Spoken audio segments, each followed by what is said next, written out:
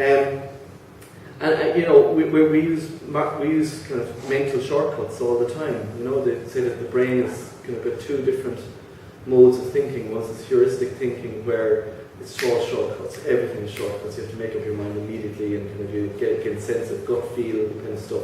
And then you've got thinking that takes time and analytics and takes actually working on it to figure out the positives and the negatives and the influences. And of course, we all know that we all love working in that kind of heuristic kind of thing, because most of the time it helps to keep us alive.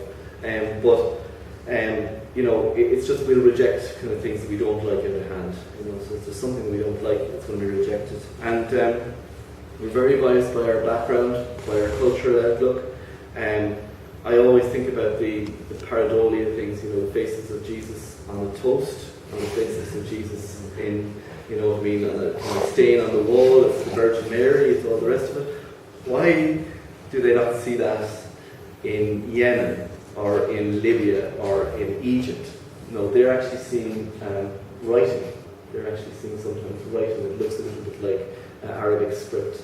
And so the cultural background takes over, and suddenly they're seeing what they want to see in a completely different context. We're biased by our preferences. We want things to be true, and so we tend to manipulate things to make them true. You know, we just have that. It's kind of confirmation bias. The stuff that we are interested in and we like, you'll see it all over the place. You know, if you suddenly found out tomorrow that you wanted a paved driveway, and you know paving was something that suddenly you see paved driveways all over the place. You know, it's suddenly, you know, when you're not conscious of something, you'll go throughout life never seeing it. But when somebody says something to you, and you see it everywhere, and that's another bias that we have to keep in mind. We make mistakes in judgment and perception. I often in this Cork Sceptics I introduce a lot of optical illusions and stuff, just to say your brains can be hacked and you can see things. There's a fantastic one I've got on my phone, which is actually a moving kind of picture. And if you put it up and you watch it for about 30 seconds and you look away, everything starts moving, everything starts shaking and wobbling and everything like that. Your eyes it's played a trick on your eyes. And so we hear auditory illusions as well. We hear something being said that wasn't said. We are influenced by people we admire. As I said, the whole authority thing, you know, kind of a huge uncritical, let's say your critical part of your brain just shuts down when you're hearing somebody that you have great admiration and love for. And then when you're hearing somebody who you bloody well can't stand, and you suddenly, your brain opens up, your brain closes down, and you can see all the problems and everything like that. It's like being in a bad restaurant, you know.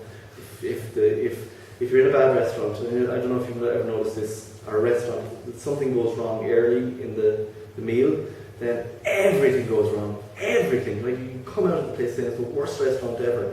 But again, your brain suddenly has basically gone into critical mode, and you know you're very, very negative about the place.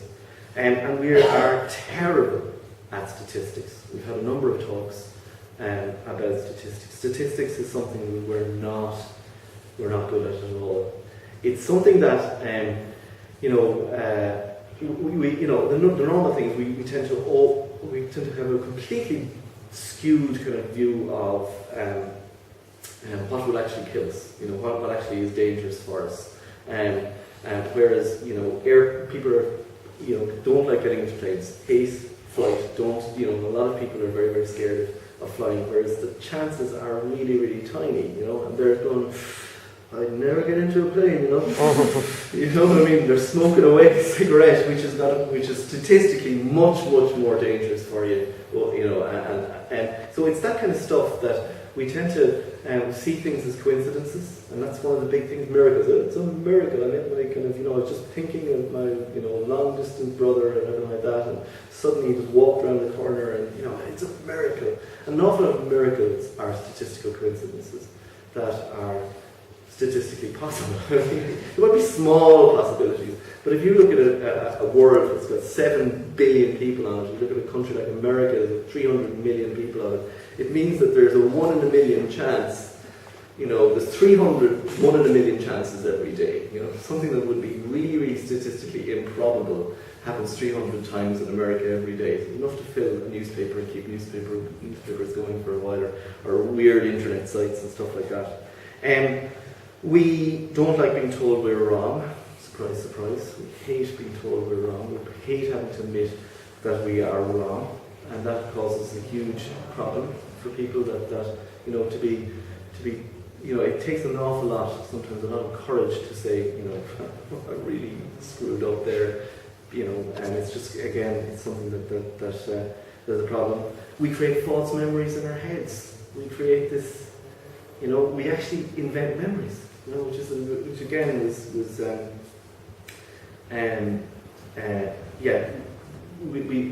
we forget that things are we actually invent memories. And there's a couple of very good books that I've read where people have said, I swear it happened when I was a child. This particular sequence, this particular story happened. Everybody's going, I don't think so, So we actually, when we're remembering something, we recreate those memories, and that can be quite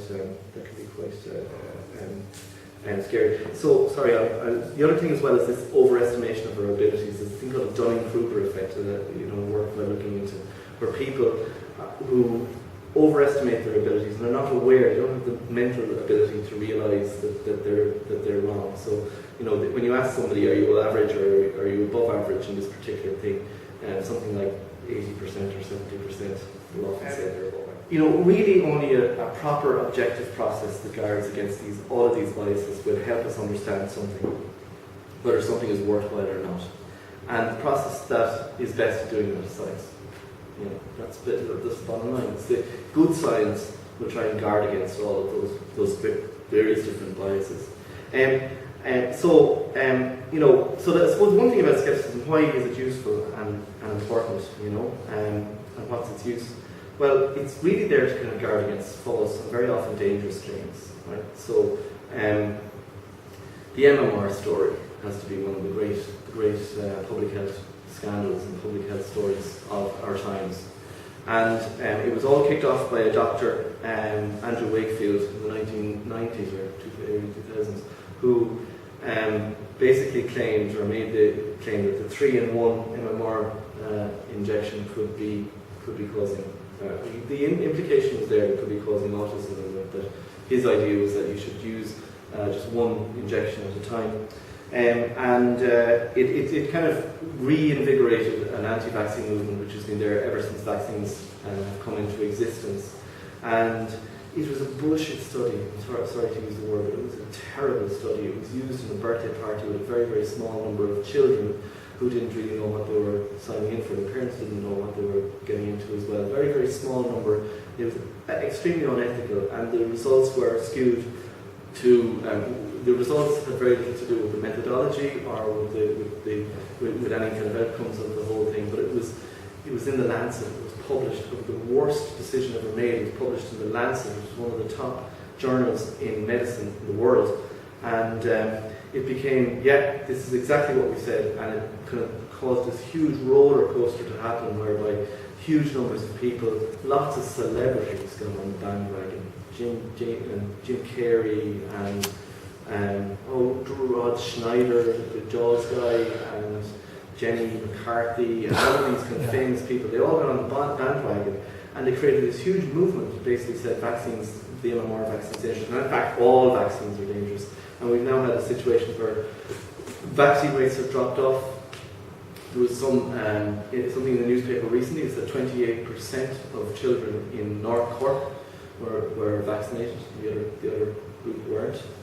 I have yet to see. I mean, that's a scandal if that's the case. It's amazing there hasn't been more reporting on that. And Swansea had a huge measles outbreak recently, where there was parents having to line up to vaccinate their children after having made a desperately bad decision not to vaccinate their children when they were young. Measles, no children should get measles nowadays.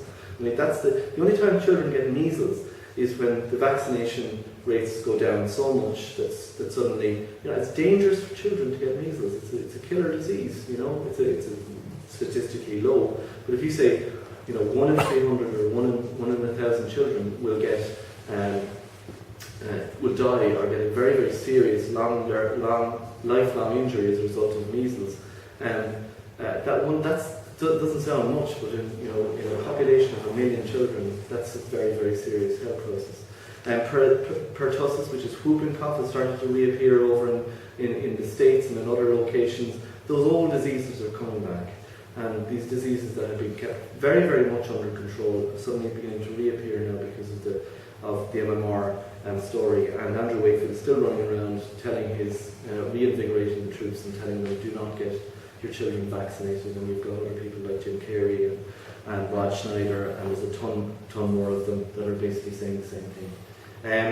Homeopathy. Homeopathy is water, and it's water, but it's also sold in a way that people believe that it's a powerful, potent drug, and the less of it you put in, the more powerful it gets. I don't know what that means.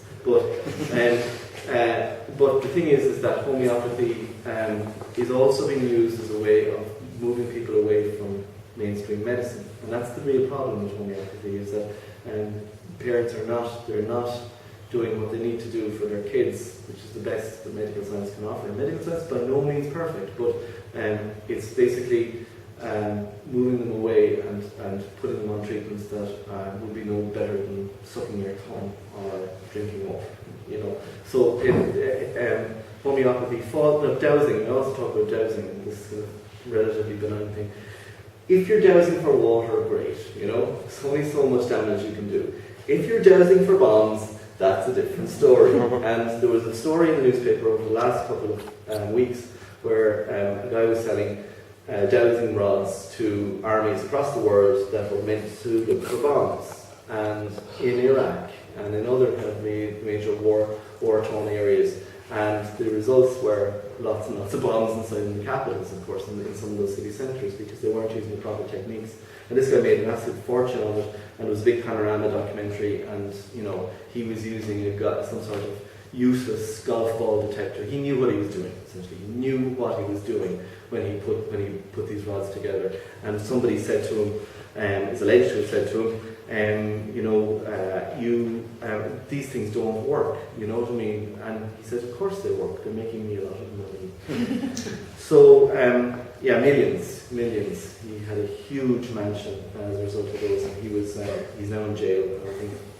It's supposed to be working on something like a Geiger counter or something, it's crazy stuff. You find diamonds under thousands of meters of rock and all this kind of stuff. He was literally just, those kind of claims that are scary. Cults, again, I did mention that there's a guy here in Cork called John Dygnan, who was involved in Scientology for years. Now, I know cults are probably not as big news as they would have been back in the 1980s, but kids being indoctrinated into very fringe organisations that promise a cure for depression and mental disorder. If you're a normal kid, you're going through, you have good days and you've got bad days, and sometimes there's things that happen, and sometimes these groups can be very, very detrimental. Climate change is another huge one, and very often, efforts to limit CO2. The science is there. The scientific community has broadly reached a consensus about what's happening in the world with regard to CO2. It's just physics, John Tyndall, a guy whose name is on the Tyndall Institute here in Cork, was one of the first people to make a connection between CO2 gas and climate change, or CO2 gas and heating. And we're still 100 years beyond that, and the evidence is just continuing to mount up and mount up and mount up. And yet, for political purposes, for political reasons, there has been a huge backlash against it. And it didn't seem as bad in the 1980s. It's now become a huge battle, particularly in America, and it's kind of completely regressive. So it's that kind of stuff, when there is so much propaganda being put out there, that it's stopping what we need to do, what the scientists are all saying. The scientists at the moment, there's a group called the National Science Foundation, and they've worked tirelessly for many, many decades against creationists, and basically presenting science as basically putting forward an insight. These creationists are always trying to get creationism put into the schools. And now they've added a new sphere of education, and that's on climate change, because they think that that's just as important and just as important an area.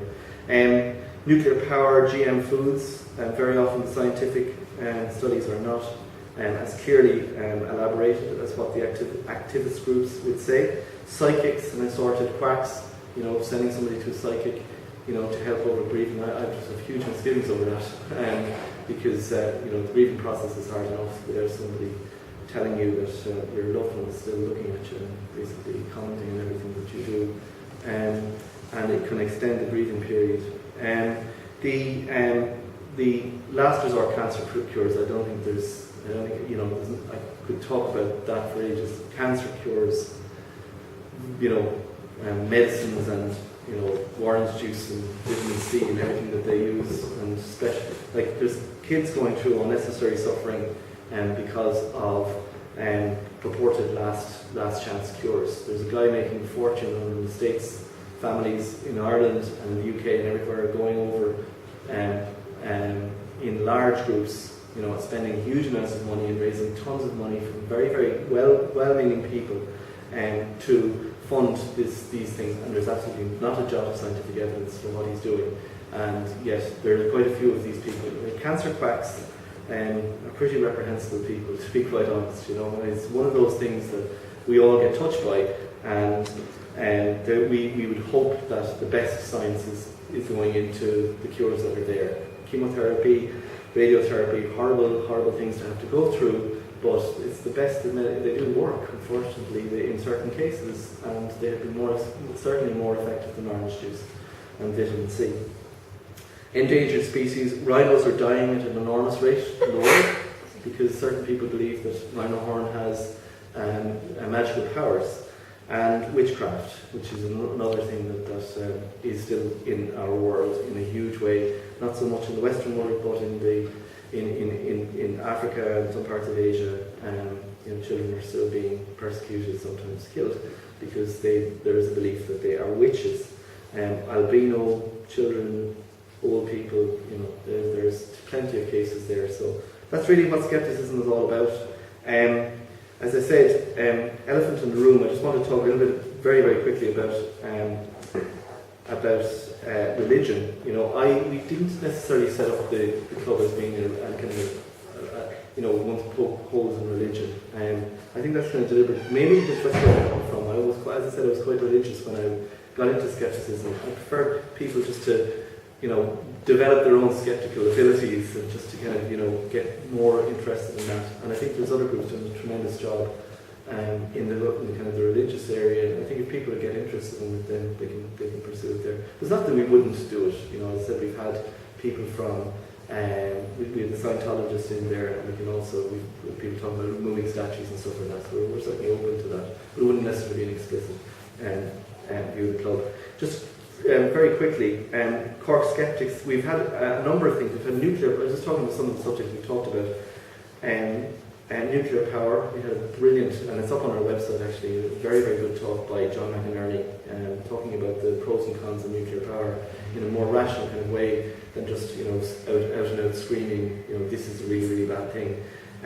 In fact, nuclear power probably is, one of the more safer a potential source of energy than coal and oil fired and fossil fuels. So it is something that still has a lot of strong views about it. Ghosts, we've had one on ghosts and psychics. We've had one on GM foods by Owen Lennox at the UCC as well. We talked about this cancer quack Brzezinski and what he's been doing. We've tried a talk about how we were really crap at statistics, 25% of us didn't, but that's good. We had one from Marcin Stravinsky, who I think he's done on a lot of stuff on childhood learning disorders. He did one on kind of autism and that kind of thing, autism spectrum. And we've had one as well. We've had a lot of other ones. We had one on wine, we had one on modern art, we had another talk on body parts and how much each body part is worth. And we've had one on stem cell research, And we even had one on the 17th century witch trials. So we've loads of different types of things that we try to have talks about, and they've all really been really interesting. It is kind of wide open to everybody. That's what one of the things I like about the club. An awful lot of people come in. I always ask the question, you know, how many of you been to a Sceptics meeting before? And I'm always amazed by the number of who've never been to a Sceptics meeting before. And they all, you know, it's usually 50% of the people there have never been to a Sceptics meeting before. So that's one of the things. It's a great place. Blackrock Castle is a great place, great facilities. You know, we can Skype in people from abroad if we can't get them physically into the location. It certainly helps them on costs, and great staff and great assistance. And we've had kind of I've had a thing called 15-minute baloney detection kit, which was something I did for Culture Night last year, where every half an hour I did a talk on basic skepticism, basic things you need to know, even if you're not a skeptic, you know, to help you kind of understand when somebody makes a strange claim what they're talking about. I also did something on First Friday, which was a thing about space and UFOs and why I think we need to take a lot of those claims with a pinch of salt. You know, it just at the moment I'm taking a little bit of a rest. I'm hoping to start up the next meetings maybe towards September, but maybe to try and think about what we'll do. So if any of you guys have any particular ideas, I'm really open to them as well. You know, I've been doing this kind of constantly for the last 2 years now, and we've had pretty much one meeting a month. And sometimes I feel, you know, the format, which I usually try and introduce, you know, kind of news items and stuff like that, might be getting a little bit stale, or you know, I need a little bit of energy. So I'm looking to kind of re-energize myself, rethink a little bit of what we do, whether the date is right, whether the time is right, whether the location is right, all of these kind of things I want to think about, and who else we can get involved in some of this, because if other people are very interested in skepticism, I'm really all ears. You know, I don't want to be the only person. I certainly don't want to be the kind of the only skeptic in Cork. You know, I don't think I am. By the way, there's one or two people there that are just great. You know. So that's it. I think I probably went on a little long, you know. But if could I apologise for having to leave a little early? No problem. Could I ask you a question? Yes. Before I go. I'm totally lazy about scepticism. I let other people do the research and so on. Yeah. Sometimes you meet somebody who's hung up on Medjugorje and knows a name. Oh yeah. Oh, that's proven it, you know. Yeah. Is there any difference with modern one that kind of takes these things one at a time and examines? As in books on Medjugorje. Or website or whatever. Yeah, well, the internet is a great resource. Just put in the word that you want and put in the word skeptic, usually with a K, because a lot of it comes from America. But it's, you know, and then you will see something. So James Randi, there are some very good exposés on Medjugorje. There's a number of books you can buy on Amazon on Medjugorje. There are, you know, but the internet and Google is your friend when it comes to a lot of those kind of things. The James Randi Education Foundation usually has a lot of stuff. So if you put in JREF and whatever kind of subject you're talking about, you may see a forum, you may see some links, you may see some information that can help there as well. So there's not one single publication, but use the internet. No, there's not one single publication. Again, this is an introduction to skepticism, or an introduction to science. This guy, Bill Bryson, everybody knows who Bill Bryson is. He wrote this book, A Short History of Nearly Everything, which if people are interested in just the scientific way of looking at the world in a very, very accessible way, he's a great writer. That's a great book to read. There's a ton of books on specialist subjects. I mean, this is Phil Plait. He writes the Bad Astronomy blog, and he's got a book on a lot of astronomy hoaxes. So sometimes you need to find the correct book and the right book. Skepticism is one of those things, you know, as I said, I'm a bad skeptic because I'm not, I can't quote you chapter and verse of anything that might be said. But somebody somewhere usually has the in on, you know, one particular angle. There are some very, very good guys who know all about alternative medicine. There's some other people who have done a lot of research on cults and a lot of research on religion. And you know, in terms of religion, some of the things, there's one or two Sunday World journalists. I think his name is Kennedy. I'm not sure exactly, but he's done a big expose on the House of Prayer up in Achill, which is a nasty piece of work. You know, the people involved there. But he's done a couple of exposés there. There is a guy called Mike Gard as well, who is an entertaining guy. He's done a lot of stuff on a lot of cults and stuff like that. He's done quite a bit on that as well. Sometimes there are people around, if you've got a specific question, you can ask me and I can try and, find out if I know of any further details and who might be the expert in those kind of areas. It's kind of the skeptical community is very small in Ireland, so it's one of those things you can usually ask abroad and you might find somebody else. Thanks very much. I'm sorry to get down to No problem. appointments with the wife. I have to go very soon as well. Thank you. Thanks very much. So is there any other questions on that? I'm hoping I didn't go too fast. I think that we also need to be more sceptical of science in terms of taking the claim of authority from scientists themselves, because that actually weakens the cause of science by overly trusting an individual scientist's claim. You have that a lot with creationists who they dress up someone in a lab coat and they suddenly claim that he's a scientist. Yeah, that's right. I always compare, there's a book called Free Radicals that talks about how science really gets done, and it's messy. I often think that it's like the Russians marching into Germany. It is just, despite itself, it gets it done. Sometimes they say science moves forward by funerals.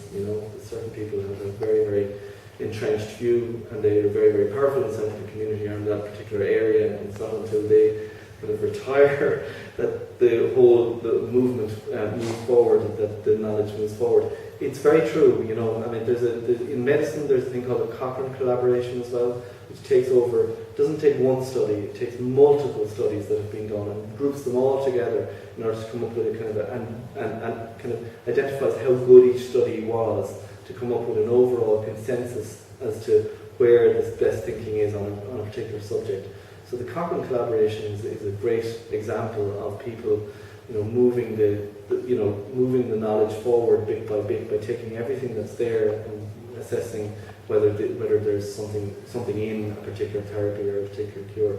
But certainly the hero worship is something you have to guard for. Just if it's just one person saying it, like Linus Pauling, who's a famous physicist, I think, he was big into that vitamin C cures. Vitamin C has been, again, he was outside of his field talking about what he was on about. So, there's a lot of that.